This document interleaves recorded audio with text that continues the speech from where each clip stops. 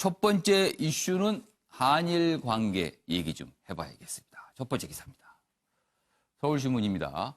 백색 국가 대 백색 국가다. 대일 전략 물자 수출 까다로워진다. 일본이 먼저 우리에게 이런 조치를 했죠. 우리도 맞대응 차원에서 이런 조치를 했다고 할 수 있습니다. 물론 정부는 그거에 대해서 맞대응이 아니라고 설명을 하고 있습니다만 여기 있습니다. 정부 백색 국가에서 일본 제외 맞대응이다. 수출 허가 등급에서 일본만 따로 떼서 아까 잠깐 말씀드렸죠. 가, 나 항목이 있는데 그중에 가의 이를 신설해서 여기에 일본을 포함시킨 겁니다. 자, 일본 향해 원칙 맞지 않는 수출국이다. 그런 이유 때문에 일본만 가의 이로 따로 분류하겠다. 이렇게 정부는 밝혔습니다. 그리고요, 뭐 이렇게 보면 어떻게 보면 굉장히 강경 대응처럼 보이잖아요. 일본이 협의 요청할 땐 응할 것이다 하면서 대화 여지를 남겼습니다. 다음 기사 보시죠. 어제 문재인 대통령이 이와 관련해서 청와대 회의에서 한 얘기가 있습니다. 문 대통령, 일본 경제보복, 감정적 대응은 안 된다. 그동안 약간 강경한 입장이 아니었냐는데 약간 좀 누그러진 모습입니다. 뭔가 이제는 돌파구, 대화를 모색하는 듯한 분위기도 느껴집니다. 반일 감정, 일국민 향하지 않도록 광복절 앞두고 차분한 대응을 당부한 것이다. 양국 국민 성숙한 의식으로 소통하고 우위 다지면 한일 미래 밝을 것이다. 지금까지 문재인 대통령이 좀 강하게 나왔어요. 특히 이달 2일 일본이 저 백색 국가, 우리를 백색 국가에서 제외하는 걸 공식화했을 때 굉장히 강하게 나왔었죠. 그때 문재인 대통령이요. 그러면서 뭐 어떤 맞대응을 시사했었는데 어제는요. 굉장히 좀 누그러진 모습을 보였습니다. 그래서 과거사 문제와 미래 협력은 별개다. 투트랙 기조 강조하면서 일본을 비판했다. 이렇게 돼 있습니다. 그럼 여기서요. 어제 정부의 백색 국가 일본주의 발표 내용 그리고 문재인 대통령의 발언 연속해서 영상으로 확인해 보겠습니다. 신설되는 가이 2 지역에는 4대 국제 수출 통제 가입 국가 중 국제 수출 통제 원칙에 맞지 않게 수출 통제 제도를 운영하는 국가가 포함될 것입니다. 근본 고시 개정안에는 일본이 가이 2 지역으로 분류됩니다. 가이 2 지역에는 보다 엄격한 기준을 적용받게 됩니다. 의견 수렴 기간 중에 일본 정부가 협의를 요청하면 한국 정부는 언제 어디서건 이에 응할 준비가 되어 있습니다. 광복절을 맞이하는 우리의 마음가짐이 한층 결연해질 수밖에 없는 이유입니다. 그러나 일본의 경제보복에 대한 우리의 대응은 감정적이어서는 안 됩니다. 결기를 가지되 냉정하면서 또 근본적인 대책까지 생각하는 긴 호흡을 가져야 합니다. 그동안 강경 입장을 보였던 문재인 대통령도 어제는 감정적 대응을 지금 해서는 안 될 때다라고 좀 방향을 좀 바꾼 것 같죠. 그런데 이 한일 갈등에서 어떻게 보면 최전선에서 실무를 담당하는 공무원들이 있어요. 양국에요. 거기는 꼭 그런 것만 같지는 않습니다. 그래서 그 얘기 좀 해보겠습니다. 매일경제입니다. 김현종 청와대 국가안보실 제2차장. 안보, 외교. 어떻게 보면 지금 맨 앞에서 실무를 하고 있다고 할 수 있죠. 김현종. 한국에 영향을 미치는 일본 전략 물자는 손 한 줌 정도밖에 안 된다. 별거 아니다. 이렇게 얘기를 합니다. 그리고요. 얼마 전에 미국을 갔다 왔죠. 그리고 그 미국 방문의 목적은 미국에 중재 요청을 하는 거 아니냐. 그래서 문재인 대통령이 특별히 급하게 미국으로 보낸 거다. 이런 해석이 있었습니다. 그런데요. 여기 보시죠. 방미 기간 중에 중재 요청 안 했다. 중재 요청을 하면 글로벌 호구가 될 텐데 왜 하나? 이렇게 얘기를 합니다. 그럼 지금까지 언론이 파악했던 거와는 완전 다른 얘기가 됩니다. 그리고 가스라 테프트 비락 언급 등 협상 책임자로서 이런 얘기를 하는 게 과연 적절한 것이냐? 일각에서 이런 지적도 나오고 있다고 합니다. 일본이 수출 규제를 통해서 전략 물자를 우리한테 팔지 않겠다. 이렇게 나오는 거잖아요. 그런데 그 해당되는 물자 손에 한 줌 정도밖에 안 된다. 별거 아니다. 그리고 일본은 미국에 왜 중재 요청을 하나? 그럼 이게 어떻게 되는 얘기일까요? 자, 일단 김현종 제2차장은 이런 얘기를 어제 했고요. 그리고 일본 쪽에서도 조금 생각해 볼 문제가 있어요. 보시죠. 화면 보겠습니다. 사또 마사이사 일본 외무성 부대신 역시 차관급입니다. 김현종 제2차장도 차관급이거든요. 같은 차관급이에요. 어제 본인의 SNS상에 이런 글들을 올려요. 우리가 백색 국가, 일본을 백색 국가 뺀다고 하니까 한국의 일본 백색 국가 죄가 일본 수출 관리 조치에 대한 대항 조치라면 WTO 위반일 수 있다. 이거 알아보겠다. 이건 무슨 소리입니까? 먼저 시작한 게 어딘데 우리의 조치에 대해서 이거 WTO 위반일 수 있어? 이렇게 얘기를 하는 겁니다. 다음 화면 봐주시죠. 한국에서 일본으로 들어오는 미묘한 전략 물자는 거의 없는 것 아닌가? 실질적으로 영향이 없을지도. 그러니까 우리가 전략 물자에 대해서 일본에 대해서 규제할 수 있다라는 게 이제 백색 국가 제휴 조치잖아요. 그런데 한국에서 일본으로 가는 전략 물자 중에 뭐 미묘한 게 뭐 있냐? 이겁니다.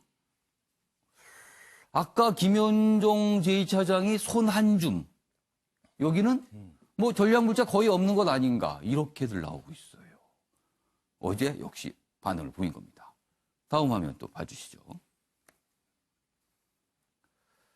자, 그리고 이 사또 부대신은요, 과거에 얼마 안 됐습니다. 문재인 대통령이 일본 조치에 대해서 좀 강한 반응을 좀 보였었거든요. 이른바 이제 뭐 적반하장 아니냐 이런 거였는데 이거에 대해서 문 대통령 일본에 무례하다, 품위 없는 말 쓰는 것 정상적이지 않다, 비정상이라고 했어요. 그래서 오히려 더 무례한 반응을 보인 겁니다. 외교관인데요. 이런 반응을 보인 겁니다. 외무성 부대신이요. 자, 그럼 여기서요. 김현종 제2차장의 발언 영상으로 확인해 보겠습니다. 그 미국에 갔다 왔는데 제가 그 총수 거기 가서 그 언론 기사에 보면은 그 중재를 요청했느냐 안 했느냐 이제 이런 말을 그렇죠. 미국의 반응은 기사들이 뭐냐 있는데 뭐 제가 가서 중재 요청을 안 했습니다. 중재를 제가 미국 가서 요청을 하면은 청구서가 날라올 게 뻔한데 제가 왜 중재를 요청을 합니까? 그리고 반대급부를 요구할 텐데 제가 뭐를 도와달라고 요청하는 순간 제가 글로벌 호구가 되는데 그것을 요청한 게 아니고.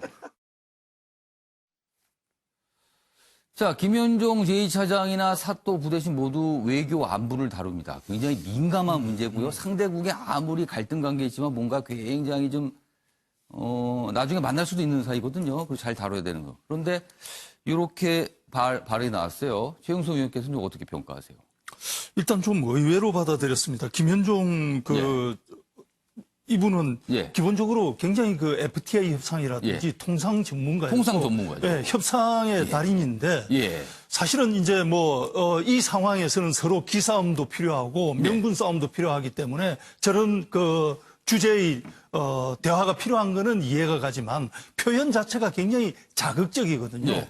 그래서 기싸움은 좋지만 저렇게 상대방을 굳이 뭐 자극할 필요가 있겠느냐.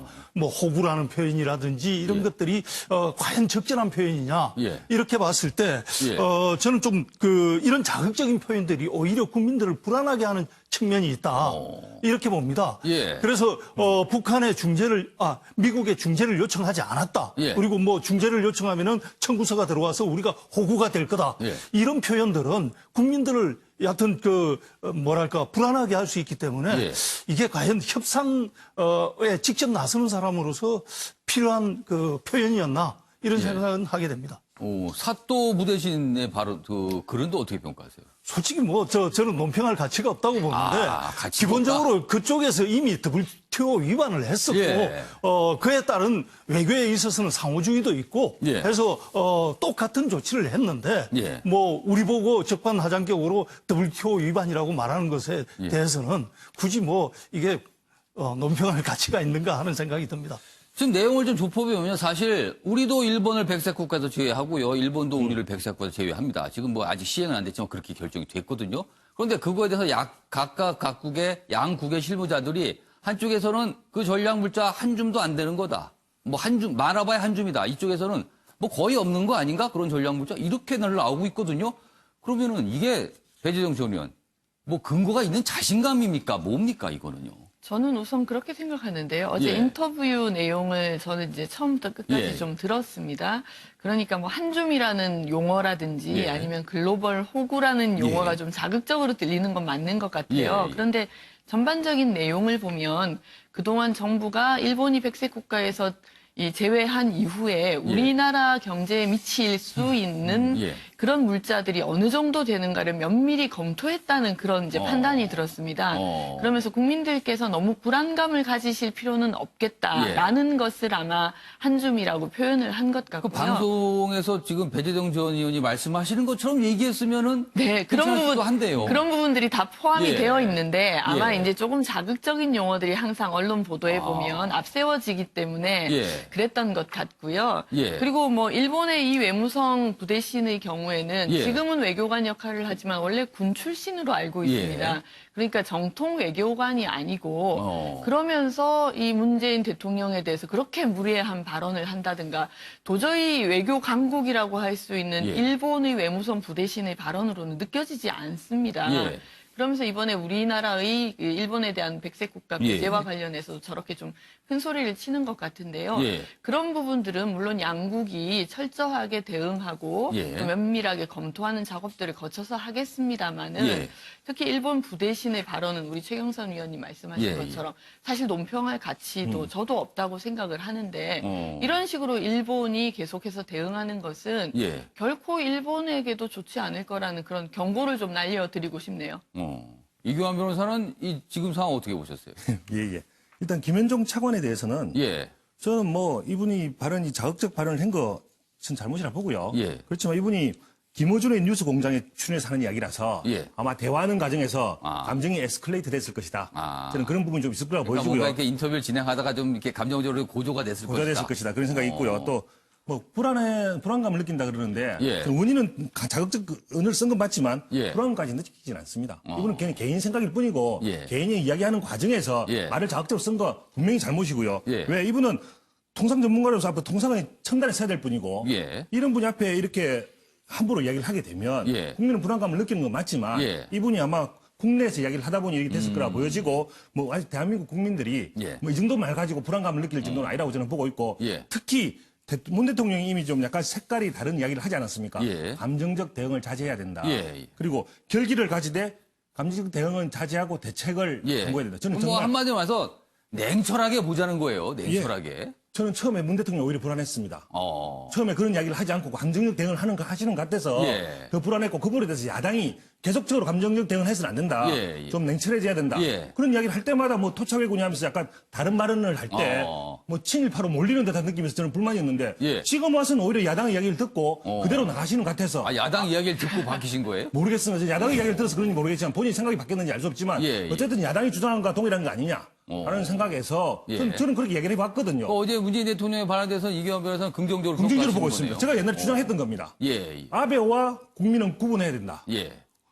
그렇게 이야기를 하면서 대한민국 내에서 똑같이 대통령과 국민이 똑같이 가서는 안 된다. 아. 아베와 일본 국민을 구분하듯이 예. 대통령과 국민은 달리 가야 된다는 건 계속 이야기해 왔고요. 예. 그렇게 이야기하시는 것 같아서 예. 저는 아주 긍정적으로 봅니다.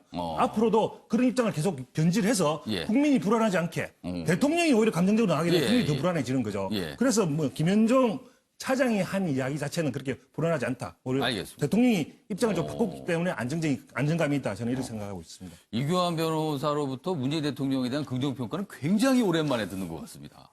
아무튼 뭔가 좀 약간 차분해지는 분위기가 맞는 것 같아요, 지금. 그렇습니다. 알겠습니다.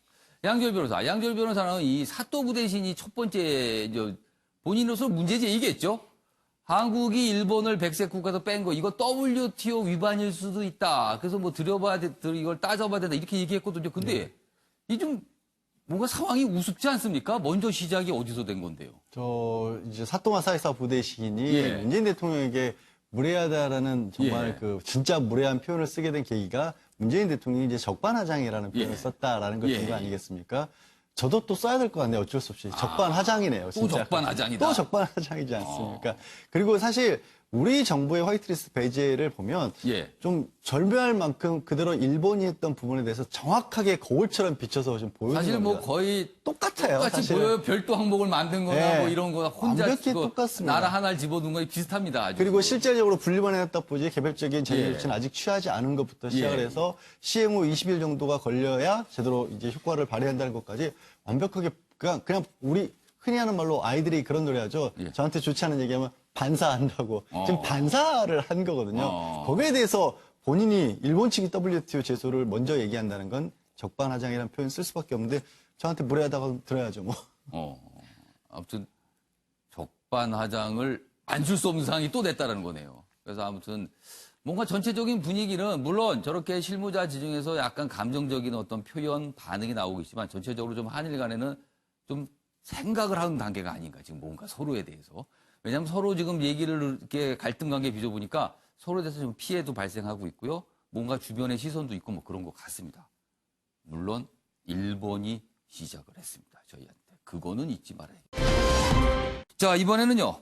고유정 어제 첫 재판, 그러니까 출석한 첫 재판이 있었죠. 그런데요. 여러 가지 모습이 있었습니다. 그래서 좀 이 얘기 좀 해봐야겠습니다. 자, 먼저 어제 상황에 대해서 설명한 기사입니다. 긴 머리카락 뒤에 숨던 고유정, 긴 머리카락 때문에 봉변이다. 여기 사진 보이시죠? 여기 보면 경찰서에 지금 머리만 보입니다. 긴 머리카락. 근데 누군가 이 긴 머리카락을 낚아챘습니다. 아까 제가 키워드 소개할 때 머리카락 커튼이라 그랬죠? 이 머리카락 커튼 계속 내리고 다녔고요. 심지어 재판장에서도요. 반만 피고 반만 또 가렸답니다. 안 보이게. 그런데 결국에는 재판 끝나고 나오다가 이렇게 머리카락이 낚아채졌습니다. 그 얘기입니다. 여기 있습니다. 첫 재판에서 우발적 범행을 주장했습니다. 그리고 여러 가지 이유를 댔습니다. 뭐 여기에 소개하기에 참 민망할 정도의 별의별 얘기가 다 나왔습니다. 여기에요. 그 얘기는 조금 이따 좀 해보겠고요. 그리고 현 남편에겐 명예훼손 혐의로 또 고소까지 했습니다. 뭐 이런 상황입니다. 자, 그럼 여기서요. 먼저 어제 이 머리카락이 낚아채지는 상황 저희가 영상으로 준비했습니다. 보시죠.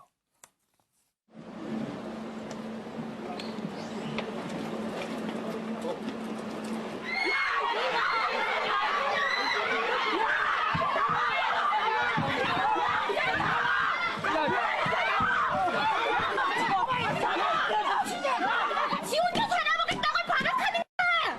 선벌 받을 거야! 어디 엄마 코스프레! 사형해라!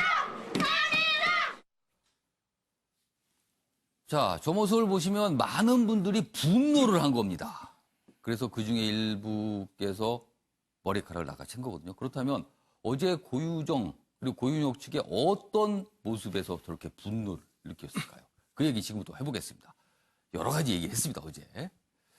고유정 측이요, 우발적 범행을 주장하면서 여러 가지 주장을 했거든요. 그거에 대한 근거 주장입니다. 여기 있으면 버닝썬이 궁금해서 졸피뎀을 검색했다.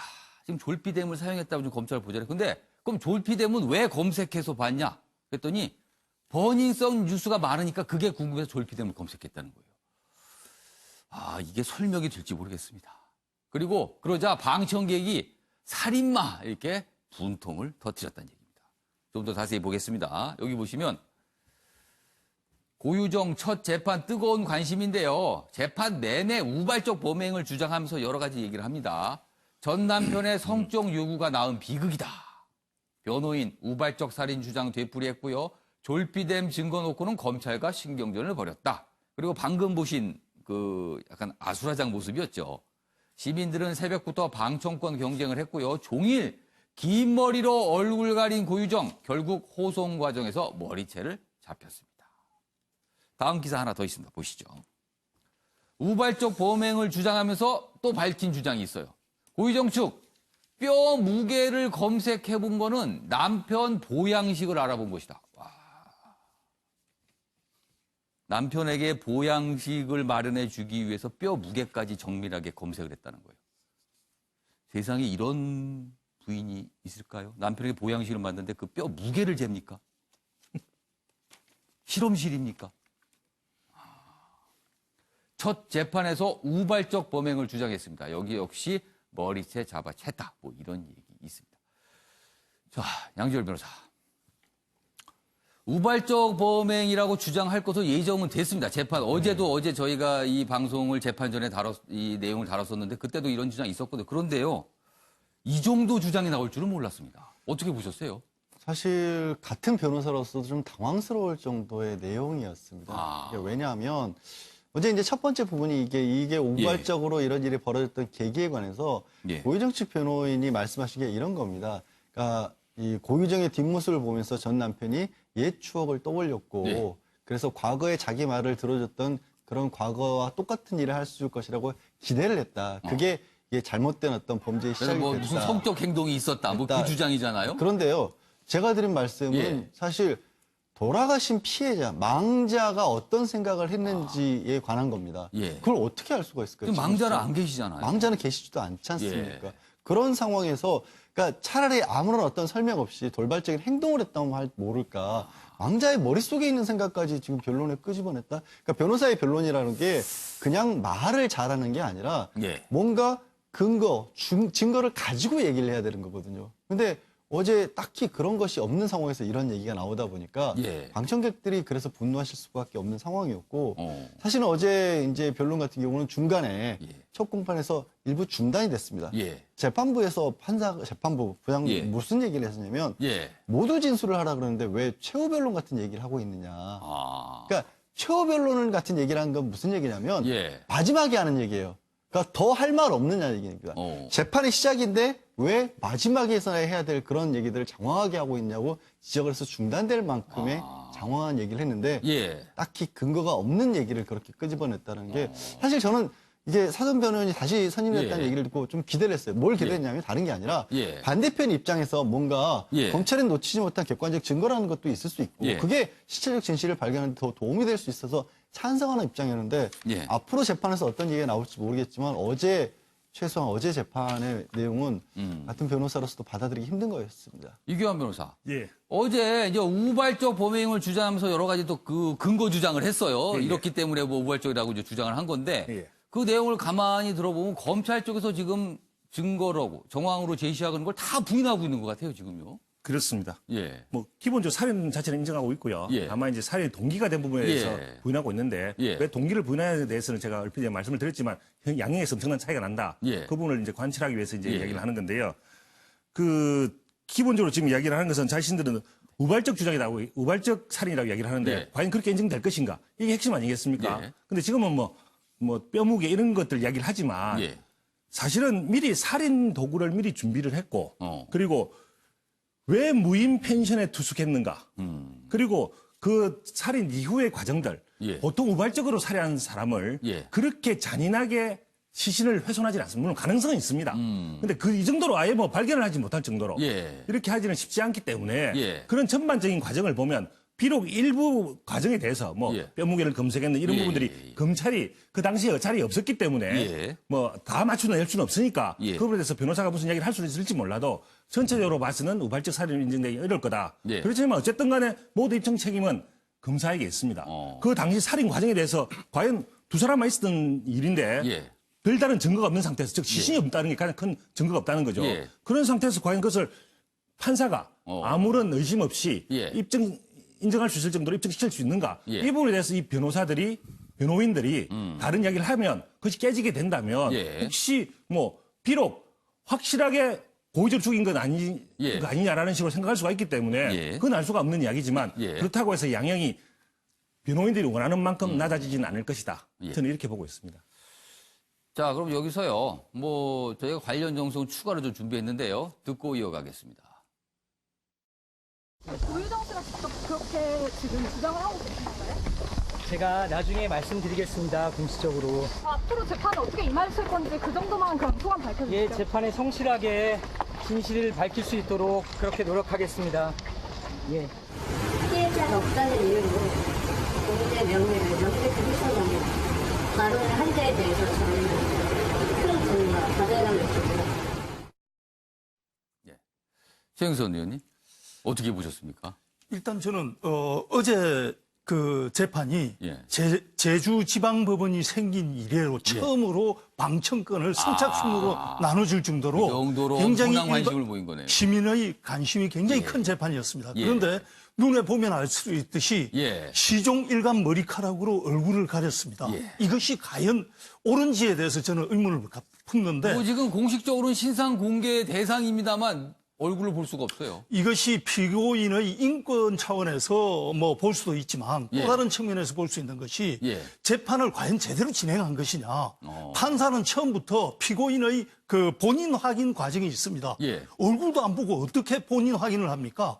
이름 물어보고 예라고 답변을 받았지만은 얼굴이 드러나지 않았지 않습니까? 그리고 판사 쪽으로는 뭐 살짝 이렇게 반을 살짝 뭐 보여줬다는 얘기도 있어요, 지금. 그리고 재판 과정에서 예. 정언이 나오고 증거물이 나올 때 예. 피고인의 표정이 어떻게 바뀌는지는 판사가 판단하는데 중요한 판단 지침이 될 수도 있습니다. 그러니까 얼굴이 온전히 노출이 돼야 된다는 거죠. 그런데도 불구하고 시종 일관 얼굴을 보여주지 않고 머리카락으로 얼굴을 가렸다는 것이 과연 피고인의 인권 차원에서만 볼 것이냐, 재판의 공정한 진행에 방해가 되는 것이냐, 예. 이것에 대해서도 우리는 좀 따져봐야 될 것 같습니다. 최영수 위원께서는 그 부분이 좀 그 부분을 주목해서 보셨군요. 저 머리카락 커튼. 자, 배재영 전 의원께서는 어떻게 보셨어요? 저는 국민의 한 사람으로서 예. 과연 우리가 사건의 실체적 진실에 도달할 수 있을까 하는 걱정이 좀 많이 됩니다. 물론 재판부에서는 뭐 예. 1심, 2심, 3심까지 거치면서 이제 그 형량을 뭐 이렇게 선고를 하겠습니다만 지금 보면 상식적으로는 도저히 납득이 되지 않는 얘기들이 많이 나오거든요. 예. 제가 방송 전에 우리 변호사님들한테 그런데 감자탕을 끓이는데 뼈 무게를 검색해야 됩니까? 라고 제가 의문을 던졌는데 있는지 모르겠어요. 그러니까 의문을 예. 제가 사실은 했는데 예. 이런 의문을 하게 되는 이유가 그럼 변호인은 이렇게 주장하고 예. 검찰 측에서는 다르게 주장할 텐데 예. 말씀하신 것처럼 시체가 없는 그런 상황에서 예. 과연 실체적인 진실에 우리는 어디까지 도달할 수 있을지 정말 좀 걱정스럽기도 하고요. 예. 또 한편으로는 이렇게 고유정 씨와 관련된 사건이 대한민국을 들었다 놨다 하는 이런 상황도 정말 불편하기도 하거든요. 참 좀 안타까운 심경으로 지켜보고 있습니다. 그런데 저는 모든 국민들이 그러실 것 같아요. 과연 우리가 진실을 예. 알 수 있을까? 예. 그리고 빨리 좀 마무리가 되면 좋겠다. 이런 생각까지 하실 것 같습니다. 알겠습니다. 양지열 변호사, 지금 고유정 측에서는 계속 우발적 범행을 계속 주장하고 있잖아요. 자, 그러면은 우발적 범행일 경우하고 의도적 범행일 경우 형량 차이가 어떻게 달라지는 겁니까? 지금 이제 살인죄의 기본적인 양형이 한 15년, 10년, 15년 정도입니다. 그러니까 가중하거나 깎지 않았을 때 그냥 딱 가운데 놓고 봤을 때 통상적으로 한 15년 정도. 라고 본다면 예. 만약에 지금 우발적이라는 얘기는 사실은 우발적인 걸 넘어서서 예. 자기 방어를 하기 위한 어떤 행동이었다고 주장을 하고 있지 않습니까?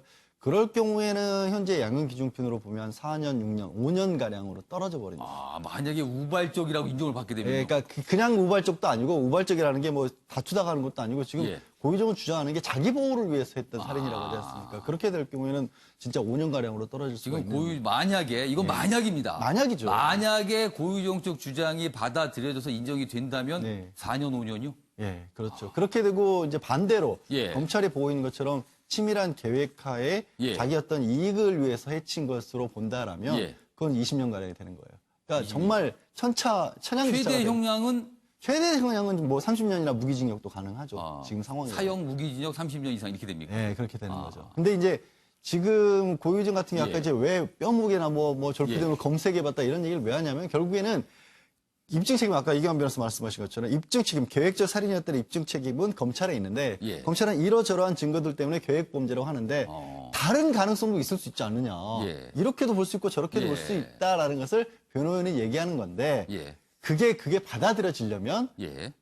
누가 생각해도 거기 그래 진짜 그럴 수도 있겠다가 돼야 된다는 거죠. 근데 그럴 만한 내용이 적어도 어제 봤을 때 예. 변호인 입장에서도 과연 그럴까 싶은 거죠. 알겠습니다.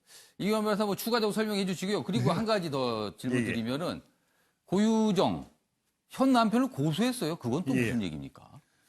예, 사실은 이제 현 남편 고소부터 먼저 말씀을 드리면 그 미국에서는 고소를 했다는 건데요. 예. 사실은 본인이 현 남편의 아들을 그러니까 의붓아들. 의붓아들을 예. 죽인 적이 없음에도 불구하고 죽인 것처럼 언론에 이렇게 현재 내는 남편이 것이 그런 주장을 했다. 그런 주장을 하고 있고 그 언론이 나온 부분에 대해서 예. 명예훼손 얘기를 한 거고요. 명예훼손으로 또 문제를 명예훼손 고소를 한 겁니다. 사실은 그렇게 고발한 것 자체에 대해서는 예. 자기는 그런 사실이 없으면 무고죄로 예. 이렇게 같이 자기는 살해한 사실이 없으니까 그거에 대해 무고죄를 하는 게 맞는데 무고죄가 아니라 예. 언론에 보도한 거에 대해서 명예훼손했다는 것이 좀 이상하긴 한데 어쨌든 언론에 대해서 명예훼손했다고 언론에 지금 나오고 있습니다.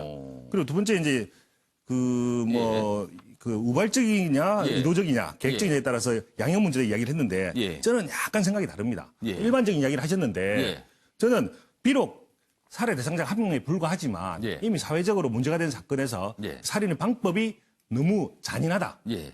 만약에 우리 의도적 계획적인 살인 잔인하다는 표현이 부족할 정도입니다. 예. 지금. 사실 계획적인 살인이 인정이 된다면 예. 그렇다면은 그 잔인할 뿐만 아니라 그 이후에 어떤 시신의 훼손 과정, 예. 시신이 하나도 안 나타난 과정, 예. 그 위에 어떤 모든 과정들을 보면 이것은 단순히 뭐 비록 한 명을 살해했을 경우에 예. 일반적인 양형은 그리 되지만 예. 가중이 될 가능성이 높다라고 보게 되면 일반적인 것과 달리 어떤 심지어는 사형 내지는 무기징역 적어도 1심에서는 그 가능성이 저는 있다고 보고요. 예. 그랬을 경우에 만약에 의도적인 살인이 아니라 예. 우발적 살인으로 되게 되면 예. 적어도 사형은 면하게 되는 것이고 예. 무기징역 가능성까지 저는 보고 있거든요. 물론 왜냐하면 뭐 모든 변호인들의 주장이 다 인정이 된다면 예. 무기징역보다 낮아질 수 있겠지만 예. 만약에 딱 우발적인 부분만 인정이 되고 나머지는 다 검사에 입증이 된다면 예. 무기징역까지도 가능하다. 저는 이렇게 보고 그러니까 있습니다. 우발적이더라도 중형을 면하기는 어렵지 않겠느냐 이렇게 보시는 거네요. 이경영 그렇습니다. 변호사께서. 뭐 법조인들이시니까 의견이 좀 다를 수 있다. 그리고 법적 판단도 좀 다를 수 있으니까 시청자 여러분께서 참고하시기 바랍니다. 자, 이번에는 어제 정부가 발표한 민간 분양가 상한제 얘기 좀 해보겠습니다. 기사가 일단 2개가 준비되어 있습니다. 보시죠. 청약률, 분양가 상승률, 그리고 거래량 적용, 뭐 이런 기준을 적용해서 집값 급등막을 안전판을 강화했다. 경향신문은 어제 정부 발표 내용을 이렇게 평가하고 있군요. 안전판을 강화한 것이다. 투기 과열지구 31곳 중에 선택 요건 한 개라도 충족하면 위 조건입니다. 청약률, 분양가 상승률, 거래량 중에 하나라도 충족하면 적용이 되는 겁니다. 사실상 거의 다 적용이 된다는 얘기가 나오고 있어요. 그래서 심의위원회가 결정을 하게 됩니다. 근데 시민단체의 이야기를 인용했습니다. 이런 정도로 가지고는 집값 잡기 한계 있다. 실효성 위해서는 자동 지정되게 해야 된다. 지금은 주거정책심의위원회가 최종 결정을 하는데 이런 과정 필요 없다. 그냥 조건 맞으면 심의도 필요 없고 자동 지정되게 만들어라. 이런 주장이 나온 겁니다. 그러니까 어제 정책 갖고는 부족하다는 또 지적이 있다는 거예요. 경향신문은 그렇게 전하고 있습니다. 자, 다음 기사 보시죠. 반면에 조선일보는 좀 다르게 내용을 다루고 있습니다. 14번째 부동산 대책이다. 문재인 정부 들어서 14번째랍니다. 그리고요, 노무현 정부 때와 빼닮은 반시장 처방이다. 아까는 경향신문 기사는 안전판 이런 얘기가 있었는데 여기는 반시장 얘기가 나왔어요. 10월부터 적용된다. 여기 보시면 2007년 시행했지만 로또 아파트 양산하면서 폐해가 있었다. 그래서 2015년에 폐지됐는데 총선 전까지 집값 잡기 발등에 불이라서 김현미 국토부 장관 주도로 재도입했다. 기재부 반대 의견 반영이 안 됐다. 뭐 이렇게 비판을 하고 있습니다. 자, 이런 상황인데요. 그럼요. 여기서 이 주제와 관련해 지금부터 2개의 신문 기사를 비교해 보겠습니다. 주제는요. 이 민간 분양가 상한제, 이 정책을 주도했던 김현미 국토부 장관에 관한 이야기입니다. 주제는 같아도 내용은 다르다. 신문 대 신문 보시죠.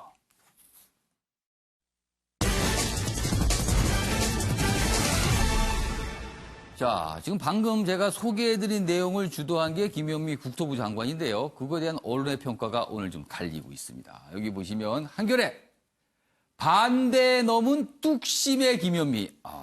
뚝심의 김현미. 자, 매일경제는요. 반면에요. 우려에도 밀어붙인 김현미. 그러면은 뚝심 김현미와 밀어붙인 김현미. 밀어붙인 거는 간단하게 줄이면 뭐 고집 뭐 이런 뜻도 되겠네요. 그러면 뚝심 김현미와 고집 김현미 이렇게 다르게 보고 있는 겁니다. 자, 그러면은요. 여기서 저희가 관련 영상 준비했는데요. 보고 이어가겠습니다.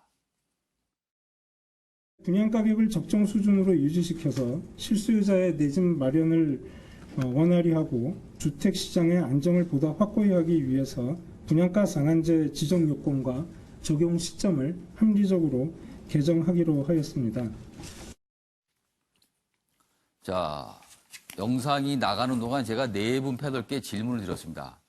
김현미 국토부 장관, 뚝심으로 볼 것이냐, 고집으로 볼 것이냐, 평가를 해달라고요. 지금 갈리고 있습니다. 자, 그 사이에 먼저 기사 좀 보겠습니다. 요 내용은 간단히 요약한 거고요. 기사를 좀 보시죠. 여기 보시면, 한겨레, 뚝심의 김현미, 여당 일각에서 제기된 속도 조절론을 진화했다. 일단 이 표현이 그렇습니다. 뚝심, 그리고 진화했다. 뭔가 일어나는 걸 막았다는 거죠. 그리고 일각에서 이런 얘기가 나온답니다. 김 장관의 힘이 세긴 세다. 여기 보시면 더불어민주당 안에서도 시간을 갖고 장단점을 면밀히 검토해야 한다며 연기가 불가피하다는 얘기가 흘러나왔다. 그러나 김 장관이 직접 나서서 여당의 부정적 기류를 하루 만에 정리했다. 뚝심이다. 이렇게 평가를 하고 있습니다. 다음 기사 보시죠.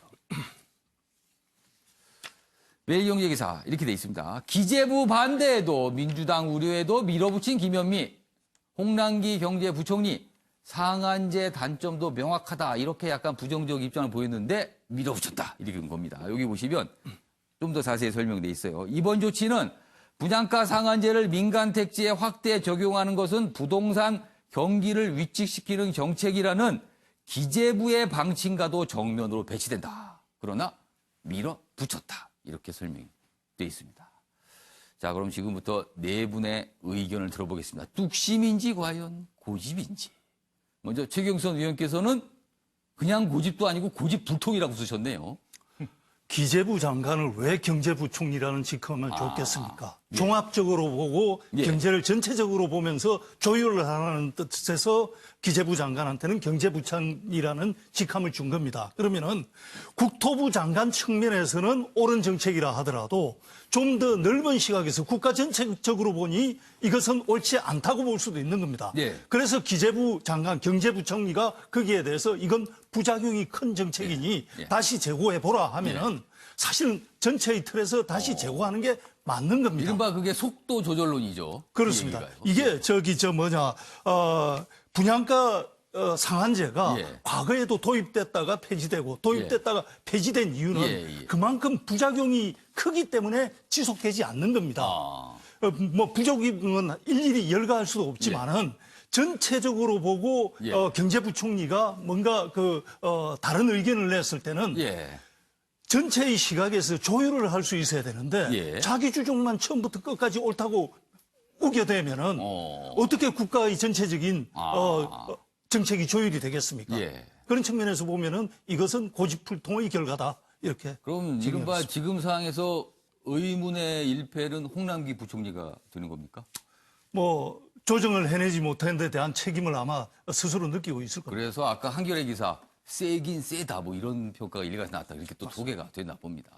자, 배재정 전 의원께서는 뚝심이라고 평가를 해주네요. 네, 저는 실수요자들을 위한 고육지책이다라고 좀 평가를 하고 있고요. 우리 물론 최 의원님 말씀하신 것처럼 이견이 있을 수 있을 거라고 생각합니다. 그리고 모든 정책에는 뭐 좋은 점도 있지만 단점도 있을 수 있기 때문에 그래서 선택적으로 적용하겠다라는 걸 또 붙인 것이라고 생각하고요. 저는 이 부분을 갑자기 들고 나온 분양가 상한제는 아니라고 판단하고 있습니다. 아마도 저는 국토부도 그렇고 청와대도 그렇고 중장기적인 로드맵을 통해서 실수요자들을 위한 주택 정책을 편다는 것이 문재인 정부의 목표인데 그렇다면 단계적으로 어디까지 갈 수 있을 것인가에 대한 로드맵이 이미 확정이 돼 있었지 않을까라고 판단하고요. 물론 도입 시기를 언제 하는가는 이제 주무장관의 결정이 또 여기에서 이제 적절하게 영향을 미쳤을 거라고 판단하는데 뭐 보도에 의하면 여당 내부에서도 이견이 있을 수 있다고 하는데 그 부분은 충분히 이해가 갑니다. 예를 들어서 수도권에 지역구를 두고 있는 여당 의원님들 같은 경우에도 부담스러울 텐데 그럼에도 전체적으로 대한민국의 집값을 안정화시켜야 된다는 것이 저는 국민의 동의를 훨씬 더 많이 받고 있다. 이렇게 판단하고 있고요. 뭐 김현미 장관이 실세이다 아니다 하는 것은 어떻게 보면 좀 호사가들의 이야기인 것이고 중요한 정책을 어떻게 실제로 발표하고 또 시장에 안정화시킬 것인가 하는 책임이 무겁다고 봐야 될 것 같습니다. 자, 이규환 변호사는 고집. 그러면은 고집, 뚝심, 고집. 지금 이 순서로 가고 있습니다. 예. 자, 설명해 주시죠. 예, 뭐 고집과 뚝심의 차이는 뭘까요? 저는 뭡니까? 밀어붙인다는 입장은 동일하되 예. 방향성이 맞느냐 틀리냐 이거라고 좀 보거든요. 그러면은 밀어붙이긴 붙이지만 맞으면은 뚝심이고 약간 좀 문제가 있으면 고집이 되는 건가요? 그렇게 되는 거라고 저는 봅니다. 근데 저는 방향이 기본적으로 잘못됐다고 보기 때문에 예. 그 당연히 고집이 되는 거고요. 왜 예. 방향이 잘못됐느냐? 시장은 규제는 시장을 이기지 못합니다. 예. 모든 것을 규제 일변도로 예. 해결하겠다라고 하는 사고 자체가 잘못됐다. 저는 이렇게 보고요. 왜냐하면 김미 장관 자체가 과연 이 모든 것을 컨트롤할 수 있을 정도로 경제에 대해서 잘 아느냐? 예. 저는 그리 보지 않습니다. 예. 본인은 원래 정치적으로 컸고 예. 물론 이제 뭐 국토부 장관 오래 하셨으니 예. 제법 전문가가 됐겠지만 현역 의원이잖아요. 예. 예. 초선 뭐 꽤 많은 전문가가 됐겠지만 어쨌든 간에 경제 관료인 홍남기 부총리 경제 계속 커왔던 사람 아닙니까? 예. 그분들의 이야기들을 제대로 듣지 않고 본인의 생각만 밀어붙인다. 이건 제가 보기에는 본인이 정치인이었기 때문에 목적만 있지 본인 속에서는 시장은 없다. 저는 이렇게 보는 것이고요. 그 시장을 중시하지 않는 생각 자체가 예. 정치 관료에서 한계다. 예. 저는 이렇게 보는데 그렇다고 해서 저는 홍남기 부총리를 이렇게 칭찬할 생각은 전혀 없습니다. 예. 왜냐하면 본인은 아까 의문의 일패 이야기를 하셨는데요. 예. 의문의 일패가 아니라 예. 스스로 자처한 것이다. 그럼 스스로 일패입니까? 스스로 일패죠. 왜냐하면은 본인은 이때 경제 사령탑으로서 예. 모든 것을 컨트롤하는 역할이 있었고 예. 당연히 그런 역할을 했어야 됨에도 불구하고 이때까지 전혀 그렇지 않아서 자기 목소리를 내본 적이 한 번도 없습니다. 예. 오히려 자기가 컨트롤해야 될 사람들의 목소리를 위로 전달하는 역할밖에 안 했지. 즉 예. 실무자 역할밖에 안 했지. 예. 자기가 컨트롤 타워 역할을 못했어요. 이제 와서 그것을 하겠다? 그건 안 된다는 이야기죠. 예. 그래서 지금 같은 사태가 벌어진 것이고요. 예. 그렇다면 지금 해야 될 일은 뭐냐? 지금 김현미 장관은 예. 자기가 일방 했으면 전문가들 이야기를 들어야 된다. 예. 뭐 핀셋 규제 이런 이야기 하는데요. 예, 예. 가능한 이야기를 들어서 지금 하는 정책이 예. 정부의 실패로 나타나지 않도록 예. 어떤 보완하는 책을 계속 해야 되는데 왜 그렇게 안 된다면 이거는 반드시 과거에도 이미 예. 그 예로 나타났거든요. 예. 뭐냐면 풍선 효과. 단기적인 처방은 될 수 있어도 장기적인 처방은 되지 않는다. 예. 그래서 지금 단기적인 처방의 효과가 머무르지 말고 장기적인 효과를 가질 수 있도록 예. 잘못된 것은 계속적으로 보완해야 된다. 저는 이렇게 말씀드리고 있습니다. 자, 민간 분양가 상한제 뭐 쉽게 말씀드리면요. 주변 시세보다 새로 분양한 아파트 가격을 높게 못하게 그리고 통상적으로 한 30% 이상 낮게 분양을 하라는 거죠. 그러니까 시장 가격과 좀 차이가 생기는 상황을 만든 거죠. 왜냐하면 분양가가 계속 오르니까 나머지 아파트도 오르는 상황이 발생을 했거든요. 그렇다 보니까 분양가 자체를 낮춰보자는 이런 목적에서 이 정책이 왔는데 이거에 대해서 참 여러 가지 분석과 얘기들이 있는 겁니다. 자, 양지열 변호사, 뚝심을 고르셨어요. 부동산 정책이 참 어렵죠. 예. 그러니까 부동산 정책이 참 어렵고 우리가 80년대, 90년대의 고도성장기에는 부동산의 활성화가 경제 활성화에 예. 어느 정도 기여를 했던 부분도 분명히 부정할 수는 없습니다. 그런데 그게 끝난 이후에 어떤 일이 벌어지고 있나요? 지금 더 이상 수도권에서 정상적으로 우리가 일해서 집 살 수 있는 시대 끝난 지 10년, 20년이 돼갑니다. 그러니까 예전에 부동산을 통해서 경제가 한꺼번에 같이 살고 많은 사람들이 그 혜택을 볼 수 있던 시대가 끝난 지 오래예요. 10년도 더 넘었어요. 더 이상은 이게 부동산을 통한 베니핏 부익부만 극대화되고 있는 상황입니다. 상가 임대료 때문에 아무리 상인들이 열심히 일을 해도 이게 뭐 최저임금의 문제가 아니라 임대료 부담이 못해서 문을 닫으실 수밖에 없는 일들이 비일비재하고 있습니다. 도심지에서도 젠트리피케이션 때문에 상가 임대료 문제가 끊임없이 지적이 되고 있어요. 그러니까 그 와중에 나온 하나의 정책일 뿐입니다. 근데 문제는 제가 그럼에도 불구하고 뚝심이라고 해놓고 나쁜 경험이라고 하는 이유는 뭐냐면 이 부분에 관한 어떤 정책적인 시도는 이미 노무현 전 대통령 때 있었죠. 그런데 그때까지만 해도 사실은 우리가 조금 전에 말씀드렸던 부동산을 통해서 경기가 살아났던 경험이 오히려 더 사람들에게 더 많았었을 때였어요. 그렇기 때문에 집값을 잡는다는 게 반발을 불러왔었고 정권의 지지율을 떨어지는데도 크게 기여를 나쁜 기여를 한 셈이죠. 근데 지금과는 그때와는 저는 또 상황은 좀 달라졌다고 봅니다만 어쨌든 정치인들은 관성이라는 게 있기 때문에 이게 우리에게 아프게 작용을 했었는데라는 기억이 있습니다. 그럼에도 불구하고 이걸 다시 추진할 수 있었다는 의미에서 뚝심이라고 한 겁니다. 최영선 의원님. 사실 저희가 뭐 구체적으로 김현미 국토부 장관에 초점을 맞췄는데 내용 측면 한 가지만 좀 한번 설명을 좀 들었으면 좋겠습니다. 요번 민간 분양가 상한제 관련 속도 조절론을 주장하는 근거 중에 하나가 이른바 이제 로또 아파트가 생길 수 있다. 그리고 현금 부자만 좋을 수 있다. 이건 무슨 얘기입니까? 일단 뭐 여러 가지 부작용을 얘기를 할 수 있는데, 일단 새 아파트를 싸게 팔아라는 거 아닙니까? 그렇습니다. 그건 시장 원리에 안 맞는 거죠. 그리고 그 새 아파트를 시세보다 싸게 팔면은 예. 이것을 사게 된 사람들은 예. 로또 당첨된 거나 마찬가지죠. 그래서 싸니까 로또 그렇죠. 얘기가 나오는 거군요. 서울 강남을 기준으로 하면은 예. 당첨되는 즉시 한 4억 원 정도의 시세 차익이 생깁니다. 그러면은 주거용으로 거래해야 될 집을 예. 어느 날 분양을 받았더니 4억 원의 시세 차익이 그냥 앉은 생겼다. 자리에서 한 4억이 붙는 거군요. 그건 사실은 로또 시장에서나 있어야 될 일을 어떻게 국민들이 생활의 예. 수단으로 써야 될 예. 집에서 로또가 생깁니까? 이건 예. 사실은 안 맞는 거고. 예. 그리고 여기에 로또 주택이 되어가지고 예. 누가 시세 차익을 본다 그러니까 예. 그러면은 한 번 당첨되면은 10년 이상 장기간 살도록 그 하자. 전매가 10년입니다. 네. 전매 금지가. 전매 금지 기간을 지금부터 늘려가지고 예. 오랫동안 살도록 하자. 예. 그렇게 얘기를 하는데 그러면은 충분한 현금이 있는 사람들만 예. 나중에 팔 그거 부담 없이 살 수 있다. 그러니까 한번 사서 이거 묵혀둘 여유가 있으신 분들만 가능하다는 거죠. 그렇죠. 저 로또에 당첨될 수 있는 사람은 현금 여유가 있는 부자들만 가능한 거 아니냐. 이런 또 반론이 생기는 거죠. 알겠습니다. 뭐 시청자분들께서 아시는 분도 계시지만 이게 무슨 소리일까 궁금해하고 계셔서 제가 추가 설명을 좀 부탁드렸습니다. 끝내 쪼개진 평화당, 민주평화당 얘기입니다. 어제 상황이죠.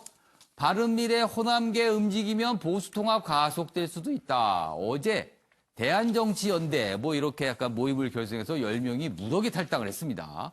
지리멸렬한 세력을 결집시켜 대한신당 건설 마중물 될 것이다. 뭐 말이 어렵습니다. 밖에 나가서 무슨 당을 만들겠다. 뭐 이런 느낌은 좀 듭니다. 지금요. 호남발 정계 개편 신호탄으로 제3지대 보수통합 세판 짤까 주목. 제3지대 참 많이 나왔는데 다시 나왔습니다. 자, 뭐 이런 내용이 어제 있었는데 그럼 실제 어제 어떤 모습인지 저희가 영상으로 확인해 보겠습니다. 보시죠. 변화와 희망의 미랄이 되기 위해 민주평화당을 떠납니다. 한국 정치 이대로는 안 된다는 점에 공감하고 국민 통합과 민생을 먼저 생각하는 정치에 동의하는 모든 분들의 동참을 고소합니다. 평화당에서 받을 수 있는 보조금이 줄어들잖아요. 민주평화당이 그래도 국고보조금을 받을 수 있도록 해주는 것이 좋은 일이다. 떠나면서 짐을 맡을 수는 없는 거 아니냐. 죄송합니다. 네. 집에 불이 나가지고 빨리 올 수가 없습니다. 예, 정의당보다 더 작은 당을 해가지고 당이 됐습니다. 자, 그럼요. 이 주제와 관련해서요. 지금부터 아침의 매일경제 시그니처 코너입니다. 빈칸 채우기 좀 해보겠습니다. 정치기사입니다. 조선일보 기사에 나온 오늘 제목을 저희가 빈칸 하나를 마련했습니다. 쪼개진 평화당이다. 그런데 어떤 모습으로 해쳐 모여인가 물음표가 찍혔습니다. 아마도 보니까요. 무슨 부사 정도가 들어갈 것 같아요. 무엇으로 또는 무엇로 해쳐 모여 이렇게 되는 겁니다. 여기 힌트가 좀 있어요. 여기 보시면 제가 설명한 동안 네 분께서는 이 빈칸에 들어갈 답을 써서 걸어주시기 바랍니다. 비당권파 11명이 예고대로 어제 탈당했습니다. 호남 의원 등과 총선 연대를 노리는 것 아니냐 이런 분석이 있고요. 바른미래당 연쇄 분당을 일으켜서 야권 전체 개편 이어질 가능성도 있다. 그러니까 바른미래당도 분열하면서 거기서 또 나오신 분들과 뭔가를 할 수 있다. 뭐 이런 얘기예요. 범여권 의석수 과반 무너지며 4당 패스트트랙 공조 사실상 와해된 거 아니냐. 뭐 이런 분석이 있습니다. 너무 어려운가요? 네 분께서 지금 쉽게 답을 못 쓰시는데 일단 먼저 쓰신 최경선 의원부터 설명 들어보겠습니다. 자, 최경선 의원께서는요. 쪼개진 평화당, 바른미래당과 해쳐 모여 이렇게 쓰신 거네요. 물음표로 끝나서 뭔가 이 제3지대의 예. 새로운 정계 개편을 표현한 것 같은데. 뭐 진가민가 하다는 거죠, 아직은요. 그렇죠. 예. 평화당이 쪼개진 다음에 새로운 해쳐 모여를 하려면 예. 사실은 그 손잡을 수 있는 데가 제일 먼저 생각나는 게 바른미래당일 수가 있죠. 바른미래당도 지금 뭐 극심한 내용을 겪고 있으니까 예. 서로 동변상련이고 해서 예. 그 내부에서 제3지대의 답을 찾는다면은 뭐 해쳐 모일 상대는 바른미래당을 꼽을 수가 있는데 저는 사실은 이렇게 적었지만 예. 이 가능성은 별로 없다고 봅니다. 뭐냐 하면은 예. 곧 있을 총선은 사실은 현 정부에 대한 중간 그 평가의 성격이 강하기 때문에 예. 제3지대가 살아남을 가능성이 크지 않습니다. 제3지대라는 것은 대선을 앞두고 정말 출중한 어떤 대선 후보가 있을 때 주로 등장해 왔지. 예. 이런 정부에 대한 중간 평가의 시기에는 제3지대가 사실은 공간이 많지 않았거든요. 그렇게 본다면 저는 뭐 각계전투로 사실은 일당 이당에 흡수되는 해처모여가 되지 않을까 하는 생각을 하고 있습니다. 오늘 정답은 바른미래당과 해처모여가 있을 수 있다 이렇게 보시지만 가능성에 대해서는 회의적이시군요. 알겠습니다. 배재정 전 의원께서는 총선으로 해처모여. 범위를 넓게 잡으신 것 같으네요. 저 고민을 좀 했는데 시간이 더 있으면 좀 다른 답도 생각했을 것 같은데요. 우선 시험이라서 시간 제한이 있습니다. 우선 이제 총선으로라고 한 것이 이 뭐 제3지대니 합종연행이니 이런 이야기들이 나오고는 있지만 결국은 내년 총선에서 내가 살아남을 수 있을까에서부터 시작한 것이라고 좀 판단이 되고요. 그러니까 현행대로 평화당이 있을 경우에는 총선에서 암울하다 이렇게 판단을 하신 것으로 그렇게 해석이 되고 앞으로 뭐 야권 전체의 개편으로 될지 뭐 보수의 통합을 이끌지 이런 부분들조차 모두 다 그 속내를 들어가 보면 개별적으로 내가 총선에서 가능성을 높일 수 있을까 여기에 좀 천착한 그런 과정이 아니겠는가. 그러면 그런 판단으로 총선에서 살아남기 위한 해처모여일 것이다. 그래서 예. 총선으로 해처모여다. 이렇게 보셨네요. 이규환 변호사는 많이 쓰셨네요. 호남 우산 속으로 해처모여. 그런 우산이 있습니까 지금? 예. 제가 아까 저는 그 앵커님의 그 힌트를 좀 듣고 로라고 이야기를 해서 로일 수도 로로 있고 맞추려고 로일 했고요. 수도 있고 뭐 제가 보기엔 그럴 것 같아요. 아니 제가 꼭 힌트가 아니라 들어가면 여기가 부사 정도가 들어가면 맞을 것 같아서 그렇게 설명을 일단 드렸습니다. 해처모여 앞에 뭐뭐로 해처모여가 맞는 것 같아서 그걸 찾으려고 했고요. 그걸 찾다 보니 또 힌트를 또 저기 찾았는데 호남 의원 등과 총선 연대 노력 돼 있어서 사실은 지금 평화당의 목적 자체가 과거의 국민의당을 머릿속에 염두에 두고 있다. 국민의당은 어떻게 됐냐. 그 당시 야당인 민주당 계열에서 반문연대로서 나와서 가지고 따로 독립됐는데 그 당시 국민들의 어떤 전략적 투표에서 수도권은 민주당이 가져가고 호남 쪽은 주로 그 당시 국민의당이 가져간 그거를 저는 머리에 그리고 있다고 저는 생각하고 있습니다. 저는 그거는 그렇지만 이제 더 이상 실현되지 않다고 봅니다. 왜 실현되지 않느냐. 그 당시는 안철수 대표가 그런 생각이 있었지만 지금 안철수 대표 자체가 이제 생각이 달라졌다. 그리고 지금은 호남에 강력한 여당이 있다. 그 당시는 야당의 싸움이었기 때문에 그게 가능했지만 그게 불가능하다. 그리고 세 번째로는 노골적으로 지역 정당을 추구하는 것이 과연 국민의 의사에 부합하냐. 저는 그리 보지 않습니다. 국민들 오히려 그런 노골적으로 할 경우에 오히려 더 반대할 것이다. 라고 하기 때문에 이러한 시도 자체는 안 될 것이라고 보고 있습니다. 오늘은 전망들을 답을 쓰셨는데 다 안 될 것 같다는 답이 많으시네요. 그렇게 보시면서도. 양지열 변호사께서는 제3지대로 해처모여. 그랬었습니다. 앵커께서 어디로 해쳐모여 이렇게 말씀을 하셔서 제가 꼭 그걸 알고 얘기한 건 아닙니다. 근데 제3지대로 하니까 약간 어떻게 어느 쪽으로 간다는 느낌이 좀 드네요. 그렇게 그럼 선생님께서 내신 힌트가 저거니까 저게 맞춰야 써야겠다. 선생님을 너무 믿지 마세요. 그런가요? 근데 이제 그런 생각이 들었고요. 근데 좀 뭐 좋은 현상은 아닙니다만 이게 말씀들 하신 것처럼 총선 앞두고 있는 상황이고 좋은 현상이 아니라는 것은 요즘에 이제 여야가 워낙 글자 그대로 감정적으로 보일 만큼 이렇게 맞붙고 있는 상황이라서 이러다 보면은 이제 극도로 좀 쪼개지는 현상이 있는데 그래서 이제 뭐 박지원 의원이나 이런 분들은 그럴 게 아니라 중도에서 우리가 제3지대를 만들겠다는 구상을 가지고 나오신 건데 말씀드린 것처럼 너무 이렇게 부딪히는 상황이다 보니까 그게 오히려 더 힘든 시점은 아닌가 하는 생각도 좀 듭니다. 자, 네 분 정답 한꺼번에 보겠습니다. 최경선 의원께서는 바른미래당과 해처모여, 배재정 전 의원은 총선으로 해처모여, 이경환 변호사는 호남 우산 속으로 해처모여, 양지열 변호사는 제3지대로 해처모여. 자, 그럼 정답 확인해 보겠습니다. 쪼개진 평화당 어떻게 해처모일까요? 호남 신당으로 해처모이는다. 이렇게 조선일보는 제목을 달았군요. 그러면은 이경환 변호사가 사실상 맞추셨네요. 호남 우산이나 뭐 호남 신당이나 같은 얘기니까 호남 신당으로 해처모이는 것 아니냐 이렇게 전망이 나오고 있다는 내용 전하고 있습니다. 한미동맹을 아파트 월세 취급했다. 트럼프의 오럴 리스크다. 그러니까 말만 내뱉으면 이게 큰 문제 일으킨다는 거죠. 오럴 리스크입니다. 말을 많이 하면 할수록 문제가 된다는 겁니다. 여기 보시면 이런 얘기를요. 본인의 재선 캠페인 모금 행사에서 했답니다. 그러니까 모금 행사니까 아무래도 본인이 잘한 거, 본인의 치력, 쉽게 말해서 본인의 자랑을 하는 겁니다. 거기서 내가 이러니까 돈 좀 모아주세요. 뭐 이런 겁니다. 그런데 이런 얘기를 합니다. 임대료 114달러보다 한국에서 방위비 10억 달러 받는 게 더 쉬웠다. 이걸 어떻게 저희가 좀 받아들여야 될까요? 그리고요, 문 대통령 말투를 흉내내며 조롱도 했답니다. 문 대통령의 특유의 말투를 흉내내면서 이런 얘기를 또 했답니다. 미사일 쏘는 김정은에는 호감을 주면서 자유민주 가치보다 돈과 정치 이익에만 관심이 있는 거 아니냐, 이런 지적이 나오고 있다고 그러네요.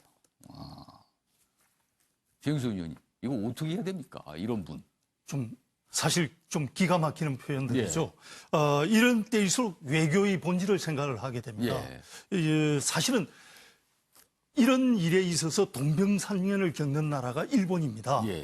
똑같이 방위비 분담 압박을 받고 있거든요. 이럴 때 한국과 일본이 사실 협력해서 트럼프에 대해서 대항을, 이 주제만큼은 같이 대항을 해야 되는 건데 사실은 일본과의 관계에 있어서도 그러니까 극단적으로 가서는 안 되는 것이 협력할 때는 협력을 하고 갈등을 할 때는 또 갈등을 해야 되는 건데 이런 부분에 있어서는 정말 저 방위비 분담 문제라든지 FTA 통상 문제라든지 정말 그 일본하고 보조를 맞춰서 트럼프의 이런 발언들은 너무 좀 정말 동맹국가로서 기가 막힌 이런 데 대해서는 여하튼 공동으로 대처할 필요가 있다, 이렇게 생각합니다. 배재영 전 의원님, 뭐 이런 얘기를 자꾸 듣게 되면요, 트럼프 대통령의 머릿속에는 오로지 선거와 돈만 있는 것인가, 이런 의문을 갖게 돼요, 사실. 그런 것 같습니다. 네, 참 안타까운 일이죠. 한미 동맹을 정말 중요시하는 대한민국 국민들이 보기에는 정말 조롱당한 느낌이 드는 것이 저는 참 정말 씁쓸하고요. 아니, 한미 훈련을 뭐 할 것이냐 말 것이냐 이런 얘기를 어떤 전략적 판단이 아니라 돈이 많이 드니까 하지 말자, 이런 논리면요, 이걸 어떻게 설명을 해야 될까요? 네, 물론 이제 선거가 임박했기 때문에 무조건 선거에서 이겨야 된다는 생각으로 저렇게 좀 과장된 이야기를 하는 것으로 이해할 수도 있겠습니다만 저는 오히려 또 걱정이 되는 것이 앞으로도 이 방위비 분담금을 뭐 5배 이상 늘려야 된다, 이런 이야기들이 이렇게 흘러나오고 있지 않습니까? 마치 합의가 된 것처럼 먼저 얘기를 하고 있어요. 네, 그래서 이런 부분들에 대한 냉정한 대응이 지금 대한민국 국회를 비롯해서 정부에서 이루어져야 된다는 생각이 들고요. 저런 식으로 이 끌려가는 모양새가 되면 결국 우리 국익에 반해버리는 그런 이제 상황이 올 수 있기 때문에 냉철하게 이 상황을 잘 관리해 나가야 되는 책임이 또한 주어져 있는 것 같습니다. 이규환 변호사, 우리 당국 입장에서는요, 뭐 말도 안 되는 얘기니까 무시해버릴 수 있다. 그러나 미국 대통령입니다. 우리에게 큰 영향을 끼친 대통령 때문에 그냥 단순히 무시만 한다고 뭐가 될 일은 또 아닌 것 같아요, 이런 상황은요. 절대 무시해서 안 되고요. 이제 드디어 본심을 알은 것 같습니다. 그래도 사실은 뭐 가능성은 알았지만 그래도 원래 사업가 출신이었기 때문에 이익을 중시할 수 있다. 나름대로 일관성이 있다. 일관성에서 가기 때문에 전체 인류의 보편적 이익도 최소한 생각은 할 것이다. 이런 생각을 했는데 전혀 그런 생각 없이 자신의 이익 내지는 동맹국의 이익이라든지 보편적 이익에 보편적 가치에 대해서 전혀 생각하지 않는 것 같아서 정말 실망했습니다. 그래도 왜 미국 국민은 트럼프를 대통령으로 뽑았는가? 이 부분에 대해서 분명히 뭔가 있을 것이다. 라는 생각들을 해왔는데 이제는 저렇게까지 이야기하는 걸 보고 저는 정말 실망을 했고요. 이규환 변호사 개인적으로 굉장히 실망을 하셨나 보요. 실망했습니다. 그래서 이제 와서는 대한민국에서는 분명히 저렇게 할 수 있는 트럼프의 본심을 알고 거기에 맞게 외교관계를 끌어가야 된다. 저는 이 생각을 하고요. 뭐 지금 뭐 대통령을 폄하할 생각은 없지만 어쨌든 너무 낙관적인 시각도 버려야 된다고 생각합니다. 알겠습니다. 자, 이번에는요, 사진 속에 담긴 사연을 들어보는 순서입니다. 김유진 아나운서의 이슈컷 보시죠. 이슈들을 사진으로 살펴보는 시간 이슈컷입니다. 첫 번째 이슈 태그는 강원도 갈치입니다. 제주나 부산 등 따뜻한 남해에서 주로 나던 이 갈치가 최근 강원도 속초에서 잡혔습니다. 갈치가 강원 동해안의 모습을 드러낸 건 이번이 처음인데요. 현재 해수온도 상승이 가장 큰 원인으로 꼽히고 있습니다. 지난 50여 년 동해 연간 수온 상승폭은 세계 평균의 2.8배 수준. 바다가 심상치 않습니다. 두 번째 이슈 태그는 수영 스타입니다. 1970년대 여자 수영계를 주름잡던 최연숙 선수가 37년 만에 레인에 돌아왔습니다. 어제 오전 광주 세계 마스터즈 수영 선수권 대회 여자 자유형 800m에 출전한 건데요. 2년 전 찾아온 뇌출혈로 아직 발을 제대로 사용하지 못하는 최 선수는 경기 전 완주가 목표라고 밝혔습니다. 그리고 전성기보다 3분여 뒤진 기록으로 레이스를 마쳤는데요. 그녀는 비로소 나를 찾은 것 같다며 행복하다는 소감을 남겼습니다. 마지막 이슈 태그는 악취입니다. 내년 도쿄올림픽을 앞두고 그제 일본 오다이바 해상공원에서 오픈워터 종목 테스트 대회가 열렸는데요. 기온이 높아 이른 아침으로 경기를 당겼지만 오전 5시 기준 수온이 29.9도. 게다가 많은 선수들이 악취를 지적했습니다. 화장실 냄새가 난다는 충격적인 반응도 있었는데요. 경기 무사히 치를 수 있을까요? 지금까지 김유진의 이슈컷이었습니다. 도쿄올림픽이 내년인데 올림픽과 관련해서 이런저런 좀 뒷말들이 참 많이 나오고 있습니다. 아침의 매영제 오늘은 여기까지입니다. 시청해주신 여러분 고맙습니다.